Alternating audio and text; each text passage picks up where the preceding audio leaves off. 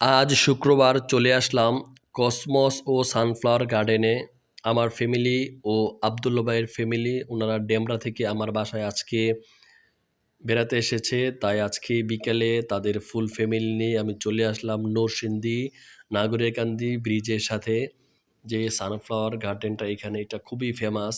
এই ফুলটা এখন বর্তমানে অনেক মানুষ দূর দূরান্ত থেকে এটা দেখতে আসে। আর এটা হচ্ছে আবদুল্লা ভাই।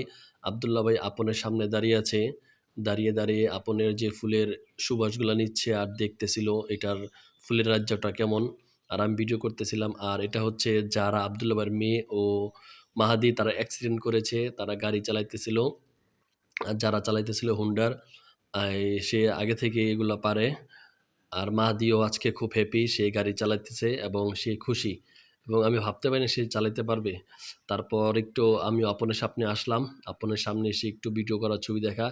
এই আপনটাও খুবই ফেমাস এবং এখানে অনেক প্রকারের ফুল থাকে এবং দূর দূরান্ত থেকে এইটা দেখার জন্য অনেক মানুষ আসে। তারা এত সুন্দর করে সাজিয়েছে যা বলার বাহিরে, এবং সুশৃঙ্খল পরিবেশটাও খুবই মনোরম পরিবেশ। আর জারিফ, সেও খুব হ্যাপি, তার 4 মাস চলতেছে, সে তার আম্মুর সাথে দাঁড়িয়ে আছে।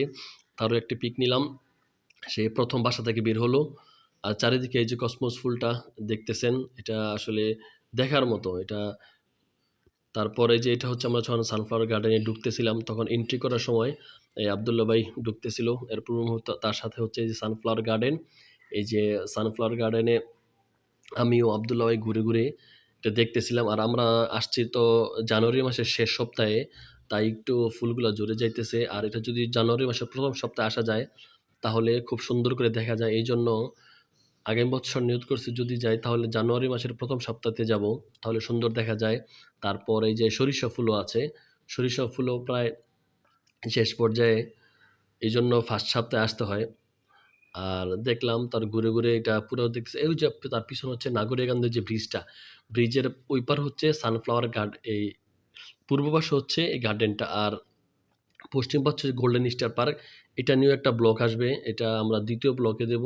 সবাইকে দেখার আমন্ত্রণ। ২য় ব্লগটা কেমন হয় জানাবেন। আর নদীর পাশে যে পরিবেশটা আসলে নিরিবিলি একটা পরিবেশ, ভালোই লাগে। আর এটা হচ্ছে বাসা থেকে যখন বের হতেছিলাম তখন ফুল ফ্যামিলি আমরা যে দুপুরের পর খাওয়া দাওয়া করে যাচ্ছিলাম। সবাইকে ধন্যবাদ।